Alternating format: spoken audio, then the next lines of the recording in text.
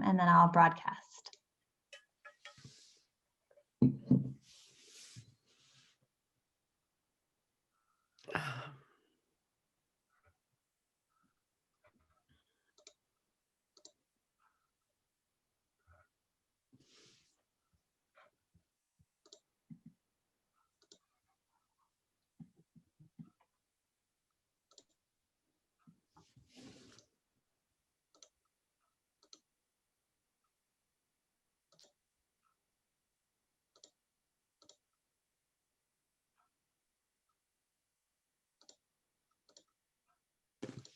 Oh, there's Suzanne.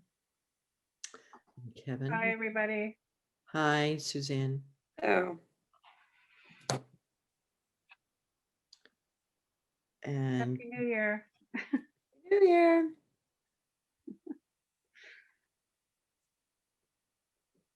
Okay, Judy, so I think we're all here. You know, we have a quorum, and I see Sierra and Tiffany from the Pettingill House, and also Kevin Hurley is here as well. We can Okay. begin when you're ready, and we're Sure. recording. Sure. So this is the January 7th, 2021 Affordable Housing Trust meeting for the city of Newburyport. And we have Caitlin Sullivan and Andy Port, staff members and trust members, myself and Madeline Nash and Suzanne Cameron. Tiffany Negrove is here from,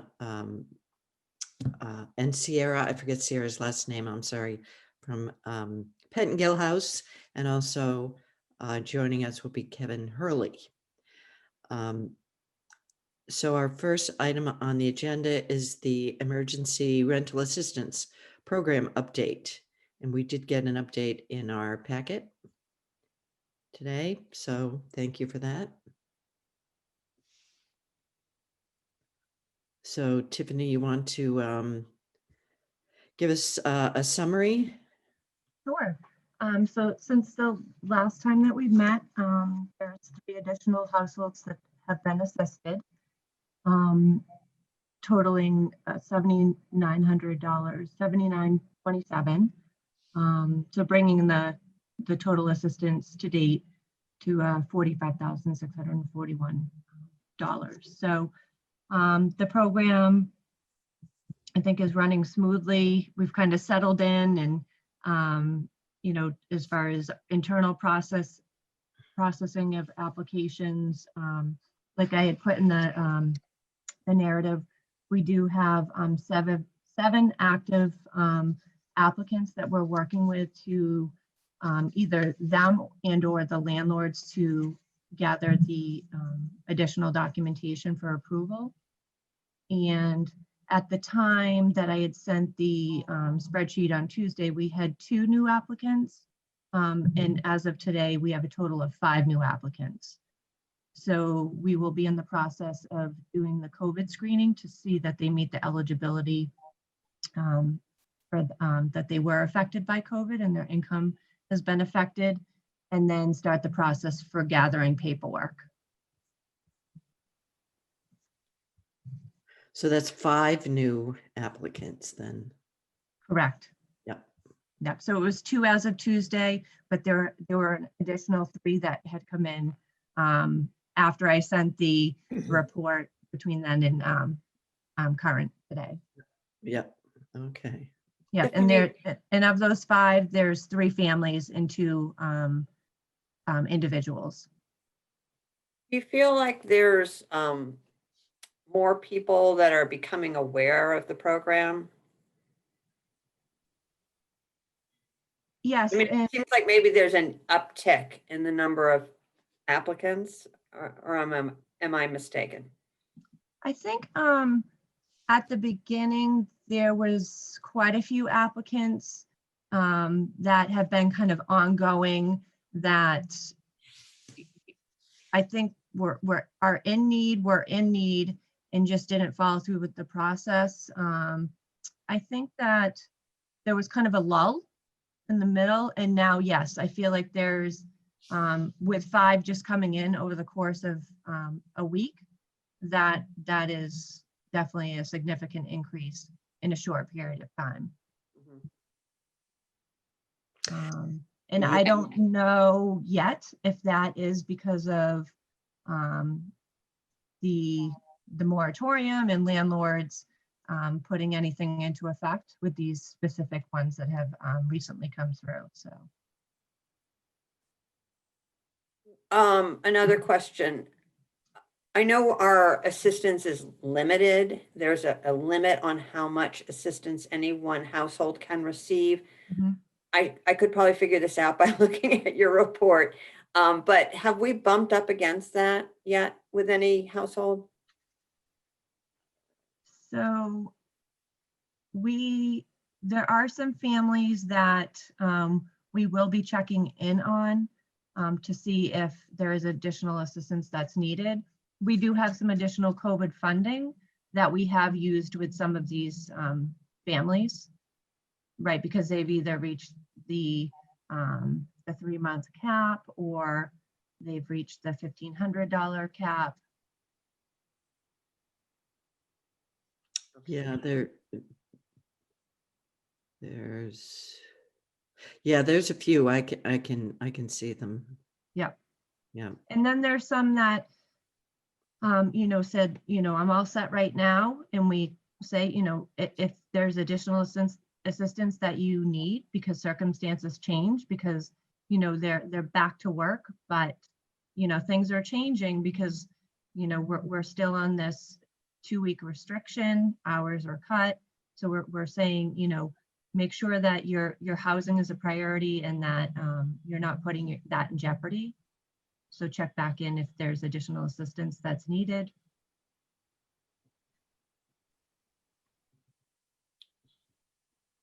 So I guess I have one other question and then I'll stop. Sorry.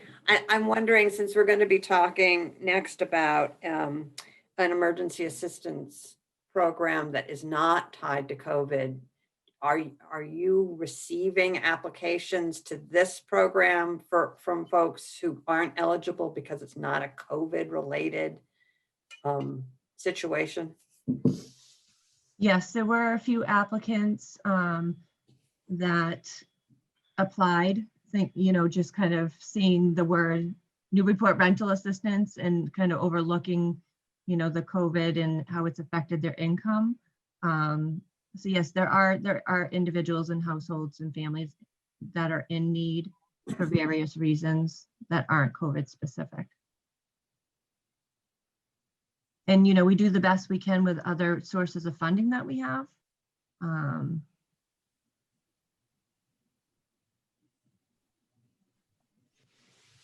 And I know there's Newburyport Charitable, there's Howard Benevolent, so we work together to, to make sure that these families are stabilized. Yeah.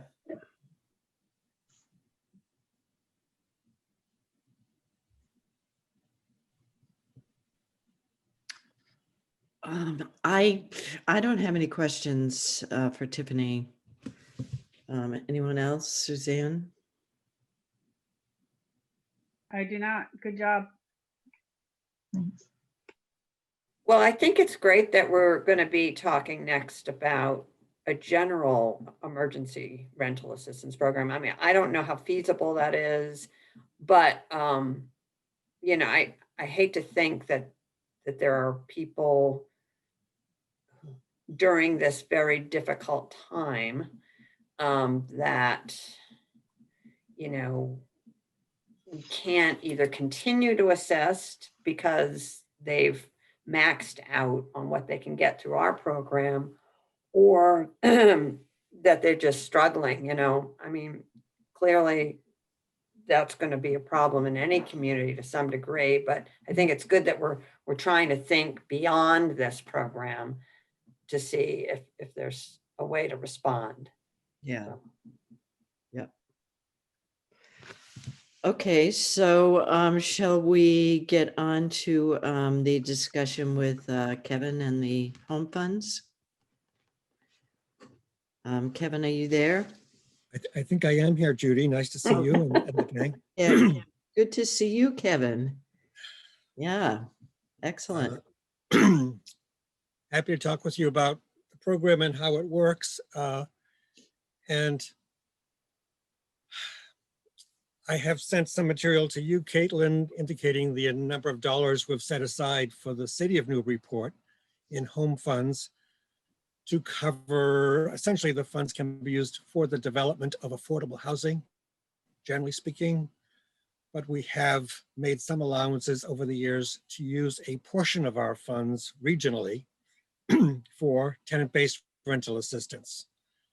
And it sounds like that's what you are doing. It's tenant-based and it's not subsidizing an address or a development. It's helping a family or an individual.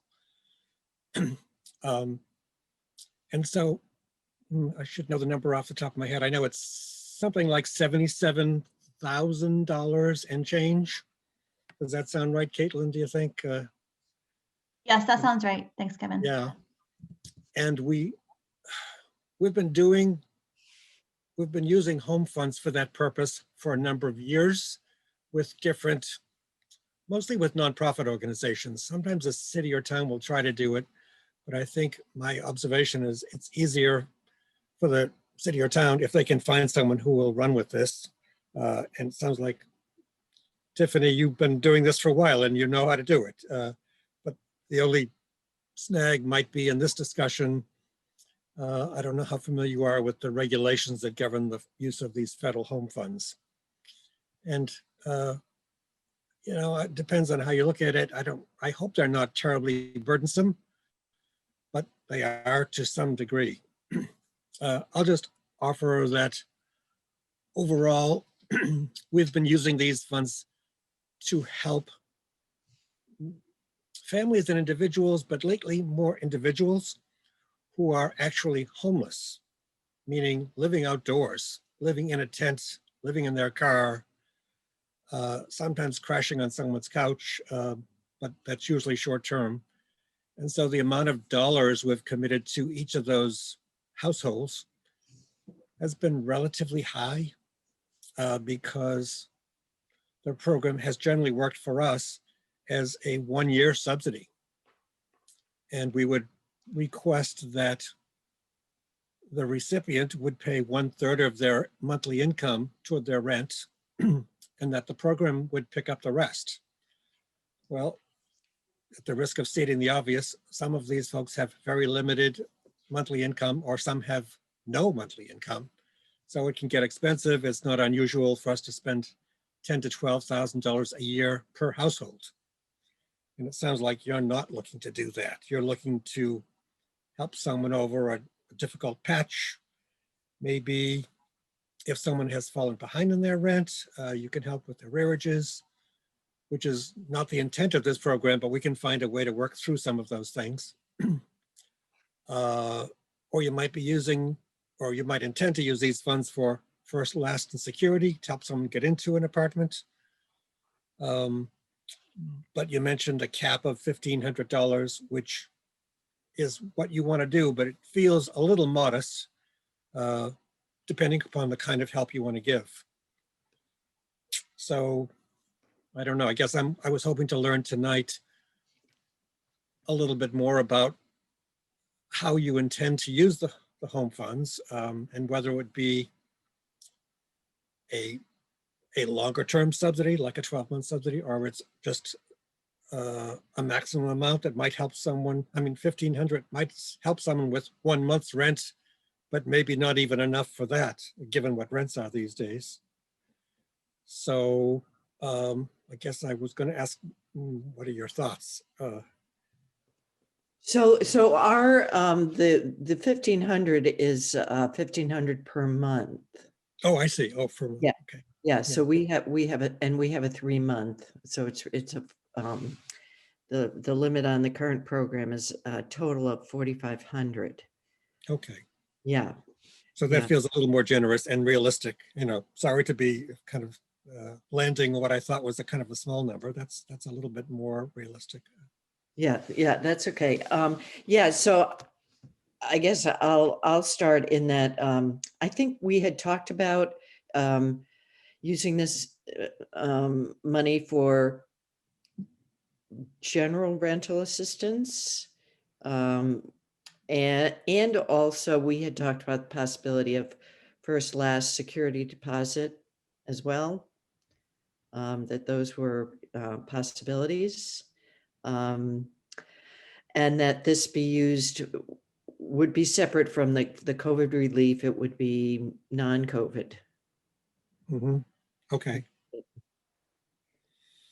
And so, yeah, our questions did have to do with the restrictions, and I have quickly looked through the document you sent, and there looks like there's a number of restrictions with regard to some of the wording in the in any of the leases, and also a restriction to very low income, so 50% and below. Is that correct?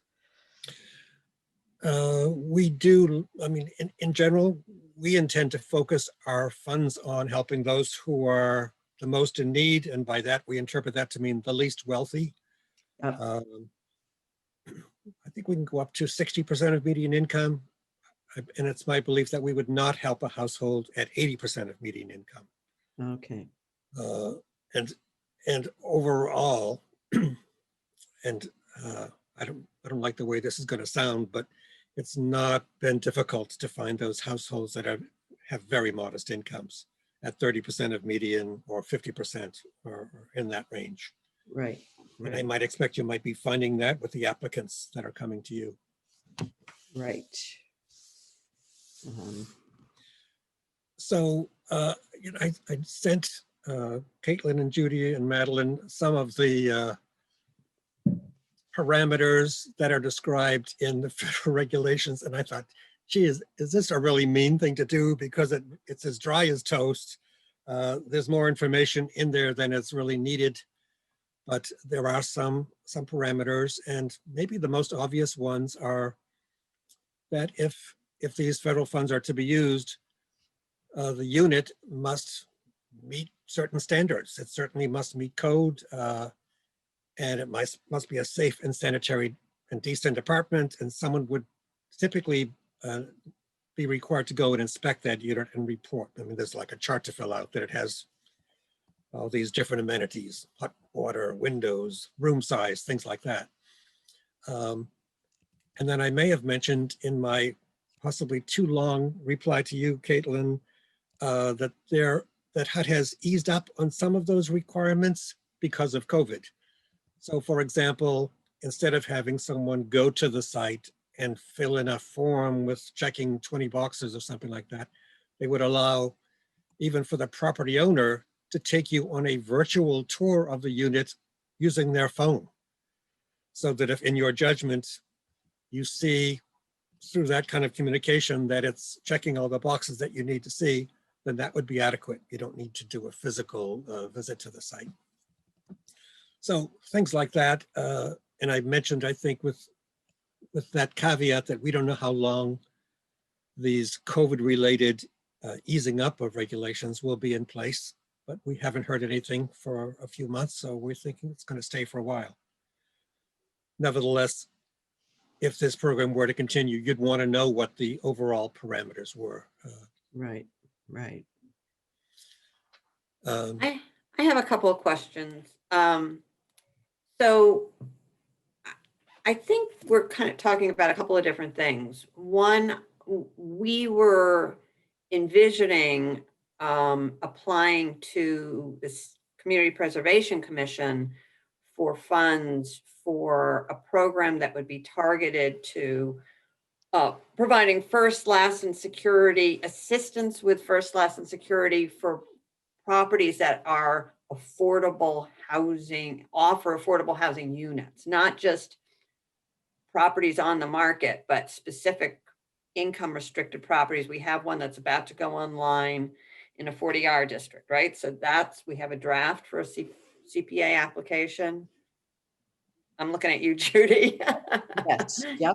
So that's a very specific thing. It's targeted to income restricted properties, and it's limited to first, last, and securities, some kind of assistance with that. We wouldn't necessarily be funding 100% of first, last, and security, but some portion of that, because we want to make sure that people have the opportunity to rent those units They're not that, the rents are kind of high. We are aware of that.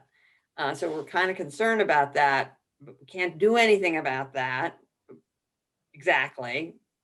What we're trying to do is help them get into them, right? So that's a separate thing. We're not talking about home for that, Okay, right? But then I think we're talking about another program with home that would be for the general rental market. And it either could be limited to first, last, and security, or it could be, you know, subsidizing the monthly rent indefinitely. Right? Right. Yeah, that's what, yep. I mean, I think that's probably what the average municipality that's doing this rental assistance program is doing. Kevin, is that correct? That it's not limited to first, last, and security? you're right. It's not limited to first, last, and security. And in fact, people can be pretty creative about the way they think about these things. And I think after we discuss this tonight, I'll ask you to give some thought as to what do you want the parameters of your program to be? If it's going to be first, last, and security, that's one thing, and that would be allowable. But if you want to also offer long-term, then we'd need to know that too, so you can kind of like build it into your scope of services in the contract with us. One thing that I pick up on Madeline is that long-term assistance, that's, you know, that's not a great fit for this particular type of program. The feds say we can allow for subsidy for up to a maximum of 24 months. But because of the politics from our cities and towns, people have said, I mean, it almost feels like people don't want to provide a handout. They don't want to encourage dependency, which is, you know, we might all acknowledge that's kind of a foolish attitude to have, but we can't ignore it completely. Mhm. The point being, our rental subsidies have been limited to a 12-month subsidy. So Yeah, I mean, pretty that's good fine. deal. I mean, that's interesting. I mean, one of the things I have lots of concerns, but one of them is creating a program that we can't continue, you know, like creating a funding source for people that we can't continue. Right. You know, the Section 8 program has been around for a long time and it seems pretty solid. I mean, I know it's debated off and on, but it seems pretty reliable compared to this, right? You know, you wouldn't want to set something up and then not be able to continue to help people. No, So, you're exactly right. And you're right to be concerned about that. And even if you were to help someone with first, last, and security to get into those one of the affordable units, I mean, I don't know what the rents are, but I'm seeing what's going on in the market. There's a lot of new units coming online in Beverly, for example. $2,200 a month is pretty common for, you know, for a 1-bedroom or 2-bedroom might be a little bit more. So you'd like to help someone get in, but then you don't want to set them up for failure if 6 months later they, you know, they can't afford it. well, I think that's why we were talking about with our CPC application, Yeah, having it only for down payment assistance. I mean, first, last, and security for income restricted units rather Yeah. than just market rate. Right. And for the 40R units, at least, I mean, they require a certain level of income. You know, the applicants get told that they, I believe, I mean, I've kind of heard this second, third hand from someone who's who knows somebody who's inquired, and they say, well, you're not at 80% of median, so you don't qualify. You mean because you can't afford it? Right, yeah. You're too low income. You can't afford these rents, which Right. and so on that note, it would be great if you were able to secure some CPA funds to help them pay their rent, but then it might need kind of an annual renewal process. And I guess you'd want some assurance from your friends at CPA that that's a possibility, that it could be renewed year after year in order to keep these households stably housed. It sounds like, maybe we do need to limit it to first, last, and security because of all of this. And Kevin, I'm sorry if you've already said this. Is what you're telling us that there are other communities that are doing that, limiting it to first, last, and security? The truth is, it's all over the map. We have a program with the North Shore Community Action Programs, which is based in Salem, and they're serving primarily Salem, Beverly, Danvers, and Peabody. And they are doing some first, last, and security, some long-term assistance, meaning a 12-month subsidy, and other things. So we can allow you to be creative as long as it falls within the regulations, but you need to kind of tell us up front what your ideas are and how you intend to do it. And if you want to have a multiple pronged approach, that'll be fine. We just need to know that without having to change a contract we would have with you midstream. Right. So it sounds like I might encourage you to have a multiple pronged approach. If you're thinking you might do some first, last security, some long-term subsidies. And, part of this discussion, I'm afraid, is I'm hoping that the restrictions on the use of these federal funds doesn't make it harder for you to implement other programs, because you'll be looking at different rules and regulations for different dollars, which is kind of a pain. But maybe to some degree, we're used to doing that too. Do we have an inspectional services mechanism set up? Either at the nonprofit or within the city? And a nonprofit that does inspections? Well, no, because there's what I'm hearing Kevin saying is with these funds, we have to do an inspection. Right. And so that is a big piece that we have to make sure that is we're able to do. So. And so, Susan, in some communities, they prevail upon the local building inspection department to do that. But to be honest, it's typically not welcomed because they're feeling that they're busy enough and we don't really have time to do this for you. I guess I might, not to put you on the spot, Tiffany, but I might imagine that you already have some mechanism in place where your existing staff, when they're looking at a unit to help someone, they have some standards and you're familiar with how to do that. But I don't know. So I would think that the CAP agencies are certainly equipped to do inspections that typically they are. Yeah. Yeah. So I'm not sure the landlord would want the city coming in and doing an inspection. Yeah. Right. But anyway, that's a big piece of it. And so Kevin, if we did first, last, and security, that inspection is still required, or is it for subsidy only? well, that would be seen as a short-term subsidy. So I would say it's still required even for a short-term. I mean, really, we're talking about a couple of months here, but again, the feds want to make sure that the money is not being spent on something that doesn't meet code, for example. That would give the trust kind of a good front page story. The trust is spending money on some unit that doesn't even meet building code. So the idea of having it inspected to meet certain codes is probably a good thing, but as I say, kind of an inconvenience.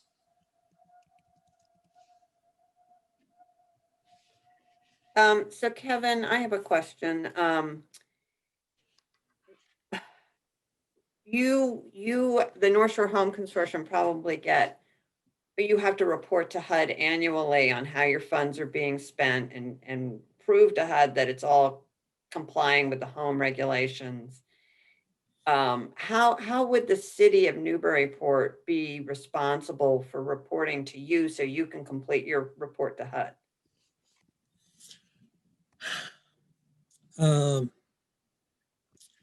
Well, you won't be surprised to hear that there is sort of a bit of a bureaucratic process in place.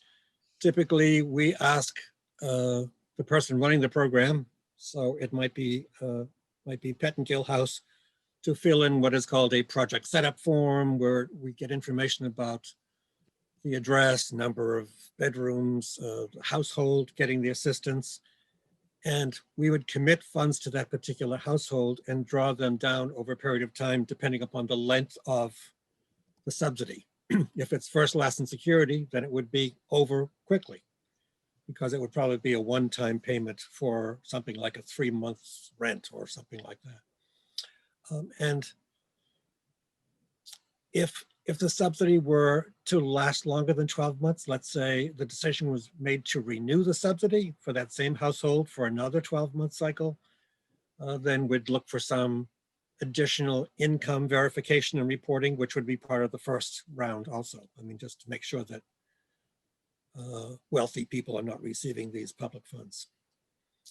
And I don't think it's a whole lot more difficult than that, because once this data is entered into the system, it's available to HUD and to us to see how it's going. So I would say there's not a big amount of annual reporting, because you're doing the reporting with monthly drawdowns, for example. Okay.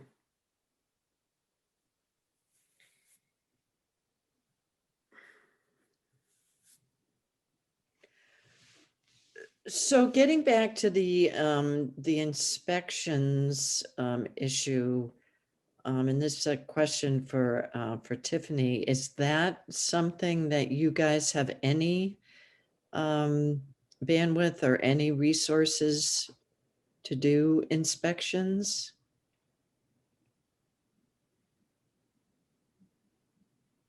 Yeah, so we do not have any expertise in that. I guess I would say, like, because there are, I'm assuming, like, and Kevin, I'm assuming, like, kids, is it children under a certain age with the lead and all of that as well?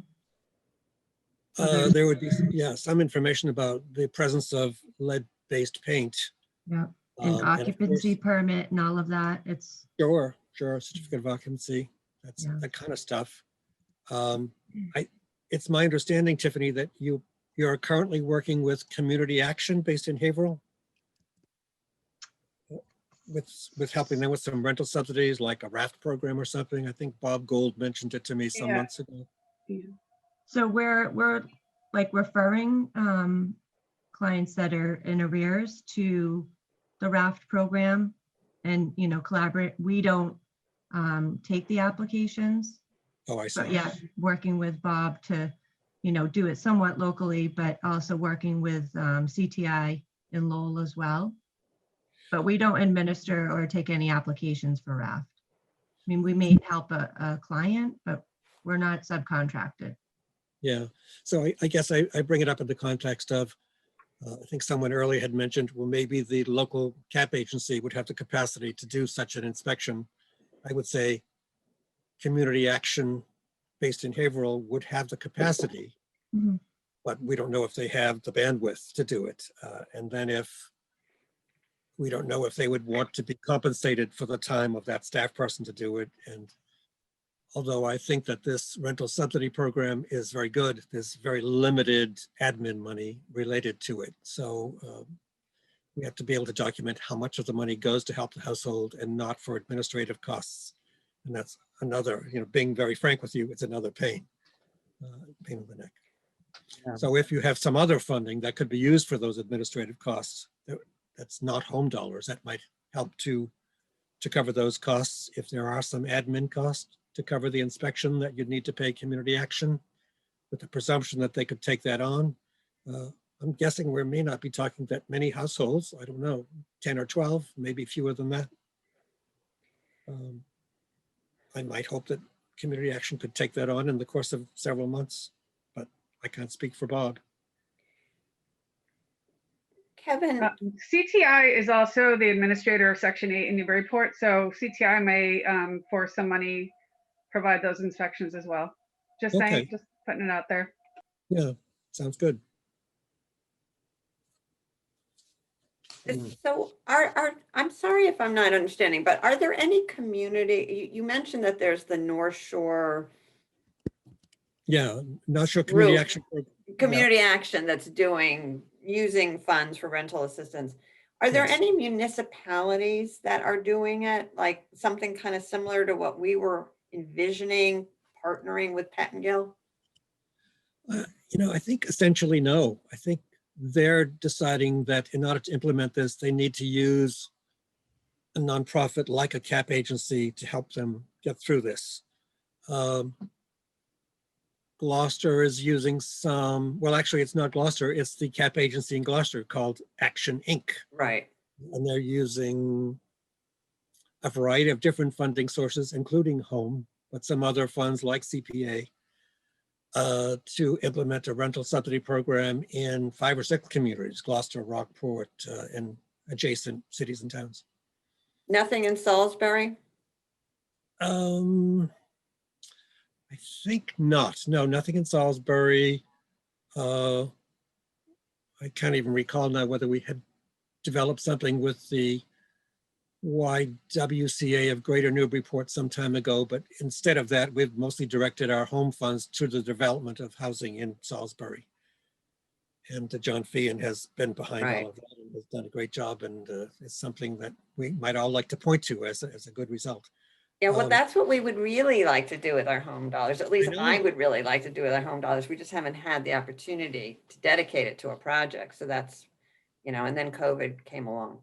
I guess Right. I'm thinking personally, I'm thinking that I have quite a bit of experience with home. Yeah, I feel that it's a very bureaucratic funding source compared to CPA funds. And I know we have, a little bit of money that comes to the city every year, something like 75,000 in home dollars that we would love to use. And that this sounds like a great opportunity to make use of these funds. I just am concerned that it's very bureaucratic and we don't really have the capacity. And if we could partner with another couple of communities and create a regional program where, they'd have the capacity to do inspections and the reporting and well, I think that might make more sense. yeah, that may be a possibility. And if I may offer, I wish that we had set aside so many dollars for the city of Newburyport every year. It's not 75 a year. The number I was talking about earlier was really an accumulation of 2 years funding. Oh, So okay. 77 is over a couple of years. And we typically don't allow for an accumulation because HUD has this use it or lose it policy. So we, as you would be familiar, Madeline, we tend to scoop it back, put it into our competitive pool, and we spend it on the kind of developments you just described, like John Feehan's projects in downtown Salisbury. But the town of North Andover had decided, again, communities don't want to give up the dollars that are available to them. They reached out to the Greater Lawrence Community Action Council and developed a rental subsidy program using kind of a small amount of money, like $45,000. And so North Andover has a program that's being managed by the CAC in downtown Lawrence. It's a bit of a stretch, and I kind of presumed here that because you have a good working relationship with Pettingill House already in place, that you wouldn't want to go that far away. Mhm. But it may be possible to have some discussions with the Greater Lawrence CAP agency about whether they would like to do some work in Newburyport. But having just said that, it's actually community action that covers Newburyport and not the Greater Lawrence group. Right. Am I correct on that? I think so. I think so. Yeah. Community action. Yeah. In Haverhill. Yeah. But they have capacity. It sounds like Tiffany, you and your group are doing the outreach and accepting applications and referring people to community action. Yeah, for the raft funding. Yeah. Mhm. So Madeline, are you saying it's kind of a little too messy or possibly a little too daunting to use these dollars. I mean, you know, part of me wishes I could sort of give you the answer that you want, that yes, of course, cities and towns are doing this. But the honest answer is no, they're really not. And to be additionally honest, I'm kind of glad that they're, you know, working with these cap agencies who do have the capacity. And they've been doing it for a period of time, so they kind of know what they're doing. Yeah. Mhm. Yeah. Yeah. Some of the programs have been in place for more than 10 or 12 years, and they've been effective. And it is interesting to see how different populations may be targeted. So getting people in off the streets is kind of, I would say, a worthy goal. But oftentimes those individuals may need other kinds of supportive services to help them kind of get used to being inside, because they're used to being out in a tent for years on end. So it may be laudable, but not as easy as it may sound. Yeah. A lot Yes. of case management, you know. I wonder if Community Action Inc. in Haverhill has done this with home funds for any Yeah, of the I'm other not communities. aware that they have, to be honest. Okay. And Bob is at our table for our regular monthly meetings of all the homeless providers. Okay. So we know Bob from that. And I think actually he lives in Newburyport, I recall. But I don't think they've ever used home funds, at least not in the recent future, not for at least 6 or 7 years. And I'm thinking maybe not ever.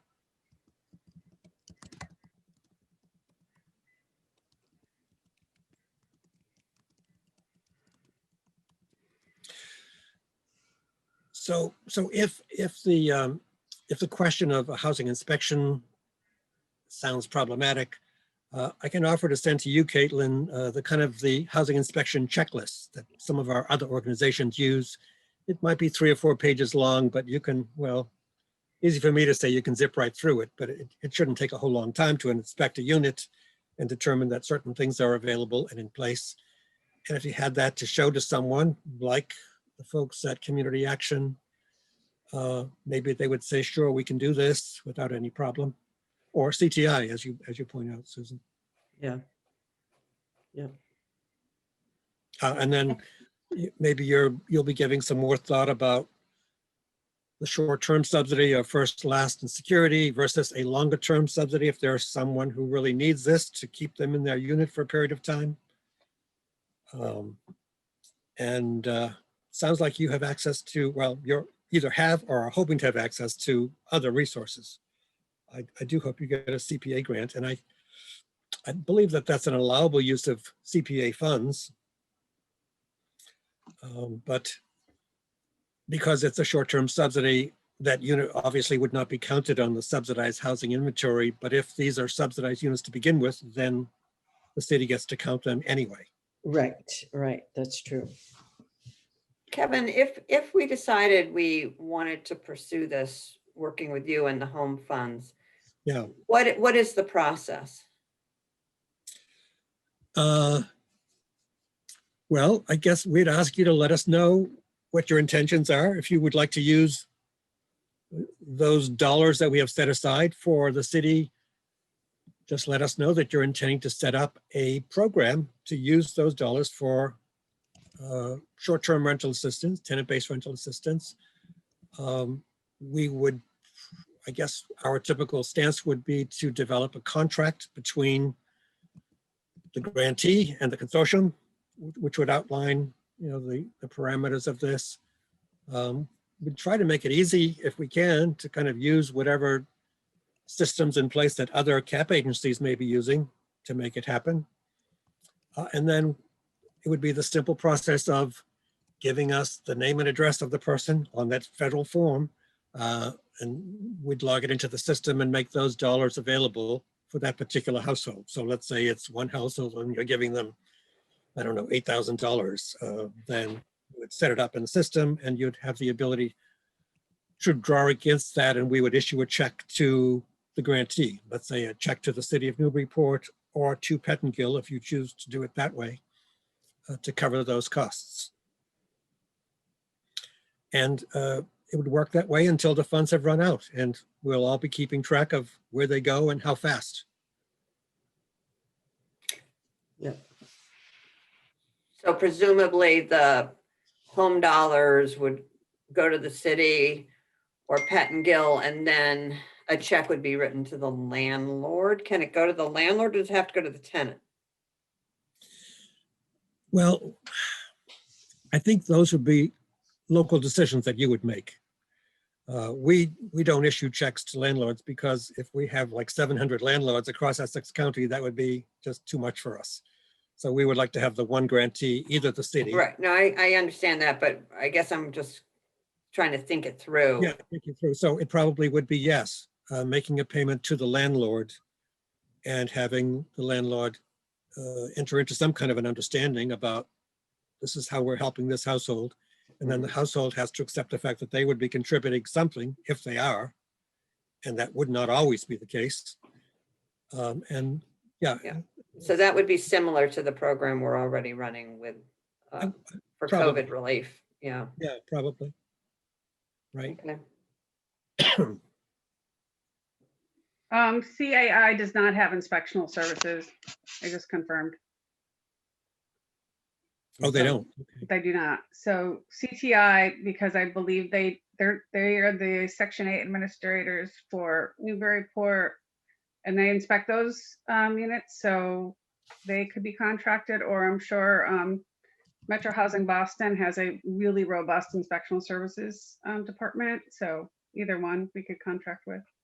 Either one, or in fact, it may be a remote chance, but you might also reach out to the Newburyport Housing Authority.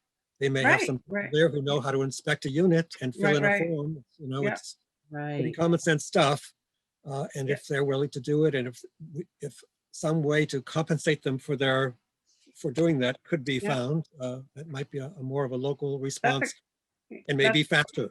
If they happen to, definitely. Tracy's got the chops to do that for sure.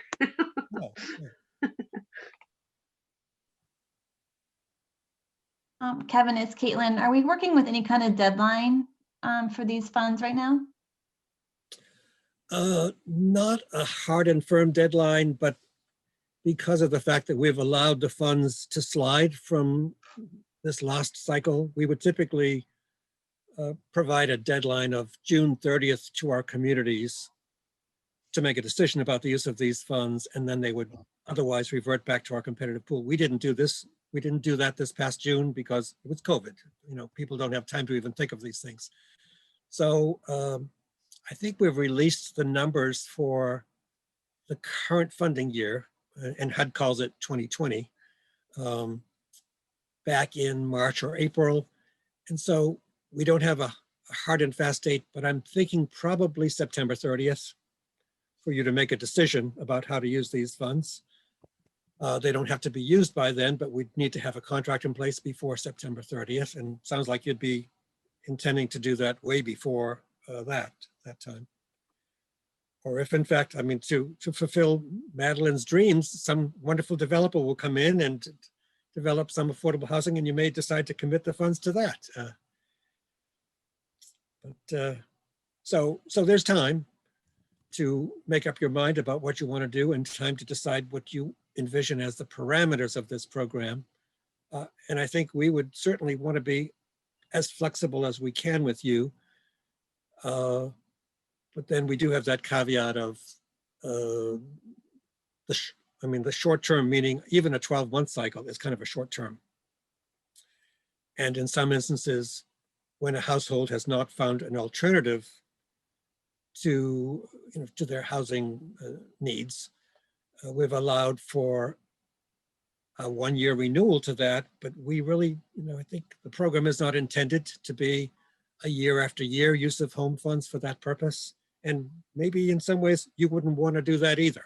If you have access to funds that are really intended for development, but you're using it for rental subsidies because the need is so great right now, maybe you would like to leave the options open as to how you would like to use it in the future. So I don't know, is that a long roundabout answer, as I'm so good at? No, that's helpful, definitely. Yeah. So, I mean, very succinctly, the city and some local provider can use up $77,000 pretty quickly, depending on the kind of program you want to create. And it sounds like you would consider flexibility if you built it. Yeah. Yeah, yeah, it sounds like we definitely have some options. Yeah, I mean, I'll just, because it's on the tip of my tongue, I don't want to neglect to say this, but it's totally your decision. But if you're talking about this as a program being available to the general public, I guess you really don't know in advance what does that mean if you have all of a sudden have 200 applications or something like that. So if you give some thought to the kind of criteria or the kind of prioritizations you would like to make, that might help you. Yep. If you want to help, let's say you want to base it on family size or income or something like that, but maybe just prioritize what you would like to do so that in the event that you have to say no to someone, and it seems likely, that you'll be on firm ground in those decisions. Yep, yeah, that's true. Good. So I'm sorry, this feels like a gloomy conversation. No, No. not at all. Very helpful. Yeah, And That's it's what you great we get. have some time to mull it over. Yeah, you do, yeah. And I'm trying to think, I mean, if you want to reach out to the folks at Action up in Gloucester or NASCAP in Peabody to ask, how it works for them or for any pointers, you'd have time to do that too. or North Andover. Yeah, I mean, North Andover is, as I say, dealing with downtown Lawrence, the CAP agencies there, Greater Lawrence Community Action Council, I think is the name. Yeah, And then if Action Inc., I'm sorry, Community Action with Bob Gold is implementing a raft program, maybe they have some capacity that you wouldn't be aware of unless you ask. right. Right. Who's the person in North Andover who's working on this? Who's your contact there? Yeah, I don't know off the top of my head, but I can dig it out and send it to you in the morning. Okay. It's Well, probably, Not George, is it? George has been in the middle of most everything we've done in North Andover, as you know, Judy. Yes. But I think this actually has been a member of the community development staff or the planning staff. Not Jean Enright? Mm, No. could be. It's been, 8 or 9 months since I've had any contact with her.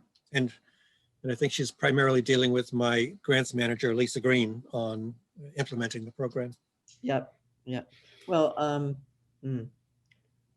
yeah, I mean, Tracy Watson is our housing authority person, and she's from North Andover. So, Oh, yeah.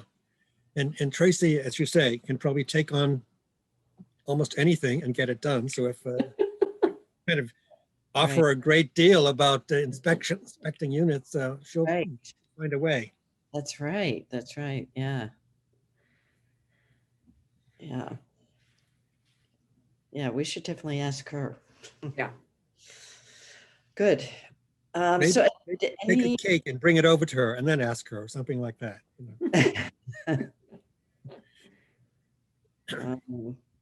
anything else for Kevin? Do we have any other questions? Anybody, Tiffany or trust members? I'm good. Caitlin? No, I'm good for right now, but thank you, Kevin, so much for coming on to this meeting. And I'm going to do a little bit of research about those communities you mentioned. And thank you very much. Yes, thank you, Kevin. Good to talk to you. Thanks, Yes, same here. Kevin. Hope it's helpful. All right. See you Thank you. later. Take care. Bye-bye. Thank you.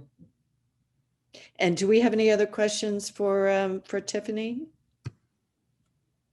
I actually had a question because okay. since we have Sierra on, I just wanted to make sure, I know that Sierra sent an email out regarding our like PR outreach and really doing our due diligence to make sure we're getting the word out. So I know she sent a bullet point of kind of some suggestions, and I just want to make sure we're all on the same page and so we're not duplicating, we're not missing any opportunities to make sure that we're getting the word out and really reaching the residents of Newburyport. Thanks, Tiffany and Sierra. That was a great list. And I actually took Sierra's suggestion about contacting the Chamber of Commerce, and they included a little write-up in their newsletter that went out a couple of days ago. So I'm wondering if that's why you saw an uptick in applications. Perhaps different people saw that. So that was a really good suggestion. And, you know, a lot of the ideas that Sierra had we're working with, and I think we're just going to continue to kind of duplicate what we do, keep putting flyers out, keep making sure we're doing social media, reaching out, you know, school administrators, you know, the daily news for press releases and things like that. Yeah, I did see something in the Daily News this week. Today. Oh, today. Okay. Yeah. Yep, today. I think they wrote, is it the funds are still available? So Yeah. they wrote, yeah. Yeah, anyways, I can be of assistance in that way, getting the word out. You know, I'm happy to do that. But obviously, as Tiffany said, we want to avoid duplication as far as who we're contacting, and you know, keep a consistent message. So yeah, just keep in communication about that. And thank you, Caitlin, for reaching out to the chamber. And Tiffany and I were talking the other day about reaching out to the school and asking them if they would send out a call to all of the staff members and families in the district, which has been, we've done that before with our backpack and school supply program annually, and that's been a pretty effective way to get the word out to a lot of families all at once. So if we want to do that, I'd be happy to reach out. Yeah, that is definitely a good way to get to people. Good idea. So what is it, like an automated call that goes out to everybody on their? Yep. Yeah, you can just write a script with whatever messaging you want to send out, and then it goes out to, you know, all families in the district all at once. So. I believe the flyer that Sierra created has been, you know, all over the place. I haven't seen it yet, but I think it appears on like the rotation on our local cable channels. Has anyone else seen that? I've seen the flyer, but not the cable channel. Okay. I'll look at the cable channel too often.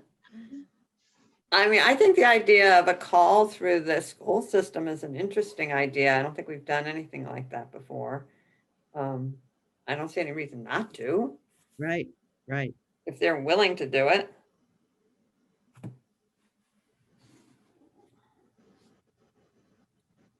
So Sean how would we do Gallagher that? might put it in. Sean Gallagher puts out like a weekly email, so he could add that to his announcements. Who does? Sean Gallagher, the superintendent of school. Oh, right. Yeah. Yeah, I'll reach out to his office. I think I contacted his assistant maybe like a month ago, so I'll reach out again and see if they can do a call. Right. So we have our draft CPC application, right, Caitlin? You shared That's that with right. us. Yes. And that is for one of the things we've touched on tonight, that would be down payment assistance for rental units in income restricted rental properties, right? And it is our idea that it would also be administered by Pettingill if it's funded. Yes. What we put forward, so the draft application right now is for, you know, a total reimbursement for the emergency rental assistance program plus an additional 90 to begin a general rental assistance program, first, last, and security deposit. I guess the question that, is still remaining is if, Pettingill has, the bandwidth to begin that with us and begin to run it for us. Right. That would not be with the home dollars, that would be with CPA. Right. Right. Right.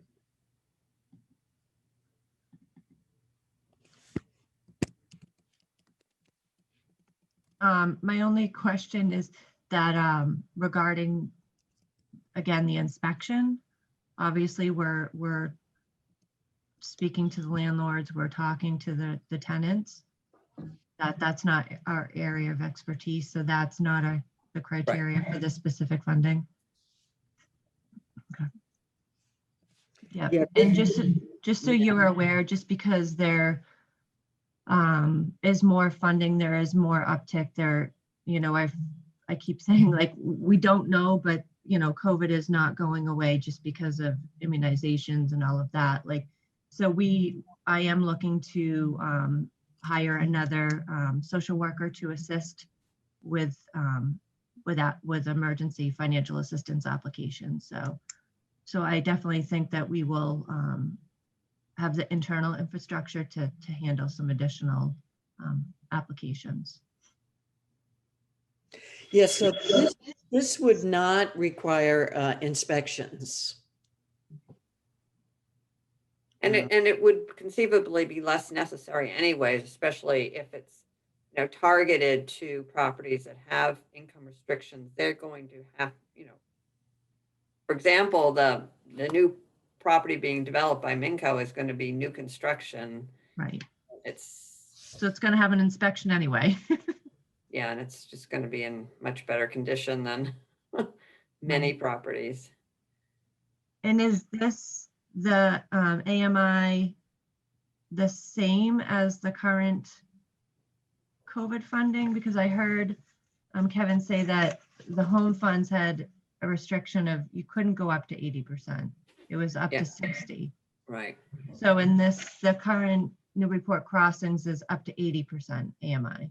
Yeah, it has to be 80 actually. Yeah. Yeah. So this funding that you're speaking about obviously it's up to 80% AMI. Yes. Okay. Yep.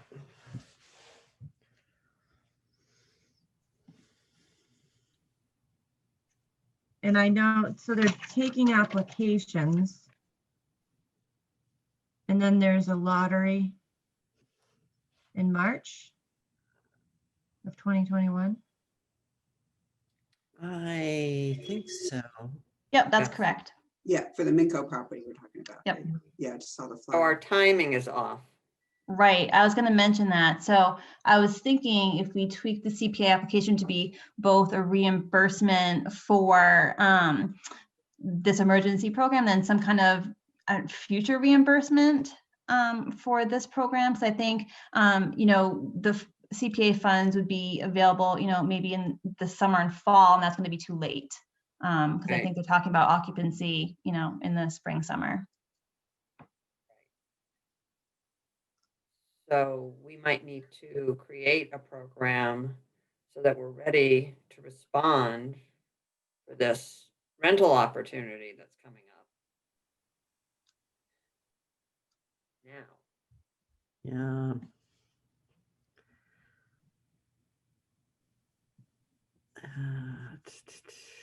And how would we publicize this? Would we ask Minco to include that in the flyer, and ask the lottery agent to kind of tell people about it, I would guess? Yep, I think that'd be a good way to do that. I mean, I guess it would be good to get word out. I'm just thinking of who, someone who could afford the monthly rent, but just doesn't have the savings, maybe wouldn't even bother. So I guess it would be good to get it out through other channels as well, like we're doing with the emergency rental assistance. So yes, so if we did a program, we'd be counting on CPA to come through with funding. We'd be, taking a risk thinking that they were gonna, reimburse us or, eventually provide the funding.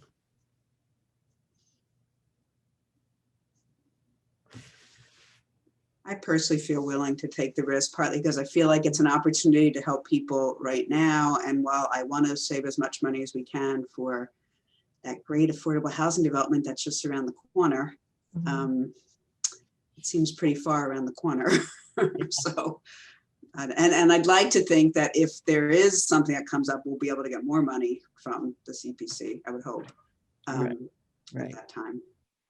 So they're thinking of occupancy in the spring. So the lottery's in March. That's what I've been hearing. I know Andy Port's on this call. Andy, are you there? Have you heard that that's the case?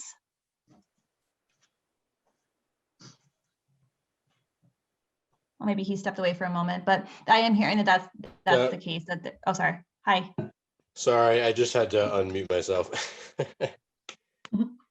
Sorry, go ahead. Oh, I was just checking. Have you heard, can you confirm that Newburyport Crossing, they're going to probably have occupancy in the spring, probably around in June? Yeah, we're expecting that spring to summertime for them to be going for their occupancy there. So. Okay. And how many units, affordable units? 19, I think. 19. But maybe we set some kind of limit, figure out, we'd have to take an average. I don't know if Caitlin, you could do a little calculus for us, but, an average of sort of what the different units are, because the price varies by unit, obviously, and say we would help, up to 10 families or something and figure out how much that is. And we wouldn't necessarily be paying the full first, last, and security, maybe 50% of it or Right, some amount. right. It probably also wouldn't be limited to just this one development. Is that right? There's Right, two but I'm thinking buildings. just to start, before we even Yeah. have CPA funds, maybe it would be a limited scope like this, like for this development, and see how that goes. And see what the demand is. Yeah, 'cause, Andy, were you going to say there's going to be another Minco project just like this? Yeah, so on the lot next door, there's actually going to be a slightly larger building there. Largely the same design, but similar scale. So, thinking about, they wanted to roll, depending on the economy, of course, is what they last told us. They'd love to be able to roll from construction on one site to the next site. But all that's dependent on the market, of course, in a large part. So that's their goal, is to go from one site to the other. I know as you're thinking about, I definitely would help people out while there's a need, right now, and recognize that there's still going to be needs for, the Minko's project, the units that are there and other places. But the Brown School, I know that city councils continue to have discussions about that, in the coming weeks and months. So, as decisions are made about that building and whether or not the local housing authority or some other entity ends up creating the housing units in that building, that's also an opportunity on the radar. Anyway, I don't know the time frame exactly, but the radar for potential uses of your fund. And I definitely think, I don't think there's any risk in assuming that you're going to get a chunk of money every year from the CPA that could replenish or reimburse, like you said earlier.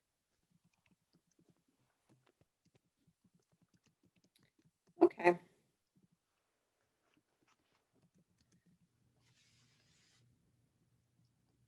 So are we saying we do want to limit it to this development?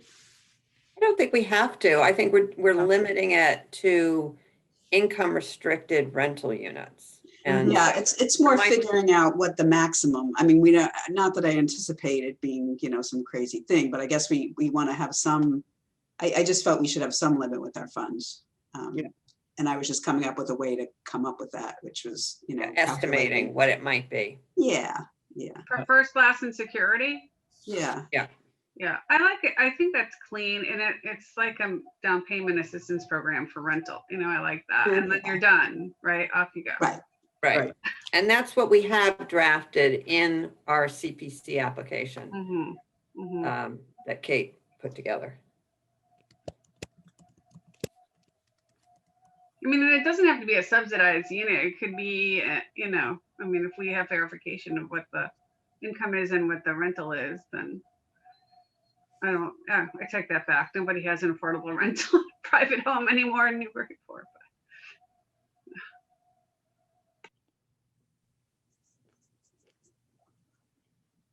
Okay, Mm. Yeah, so,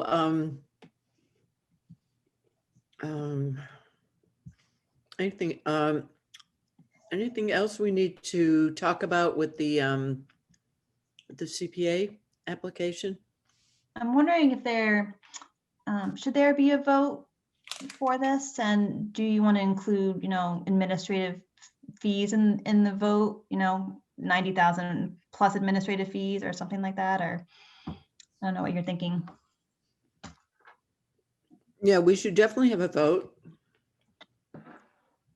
I'm a little hard pressed to say the amount though, without, I thought that maybe we could vote on that. We'd like to do a program, but estimate, or are you saying for the application, Caitlin? For the application, yes, because Oh, it's yeah, due. yeah, that We makes probably sense. won't be meeting before it's. Yeah, due. that makes Yeah. sense. Sorry, my bad. Okay. so 90,000 plus admin. I think if we used our existing rental assistance program, what was the admin cost for that? It was 10,000. It was 10, right? Yeah. So we could do the 90,000 plus 10,000. Is that what you're suggesting, Caitlin? I think so. I think that's kind of what we had talked about at the last meeting, and that's what's in there now, Yep. pretty much. Okay, Okay. good. So that sounds good to me. So you want us to vote on that application, to approve the application as drafted? Yep, sure. Maybe approve the application as drafted, and then the amount for, you know, the reimbursement of the emergency rental assistance plus this new amount for the new program. So Okay. moved. Okay. Second, all in favor? I, Aye. Excellent. Aye.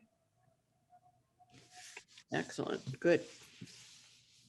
So that's due Let's do February 4th. February 4th, good. Wow, Do we want to let Tiffany go? Is she still on? I feel like, sure. Thank- unless you just want to hang out with us all night. I know I'm starting to fade. So Yeah, thank you, thanks. Well, thank you. thank you so much. Have a great night. Thank you. Thank you. All right, we almost done because I'm starved. Me too. Yeah, do we have anything else? I'm going to say something. I don't think we need to get into a long conversation about it, but my understanding is that the city council is considering a vote on the Low Street Armory project property that would put an environmental restriction on the property. If the city buys it, that they would put an ER on it. And I just feel that that would be unfortunate because then the property could never be used for affordable housing. And I don't think that is the intent for the environmental restriction. But I also feel that this is a very complicated matter, and I don't know that the trust really wants to get involved in this matter at this point in time. I'm just sort of raising that as a thought. I think I mentioned it the last time we met. So.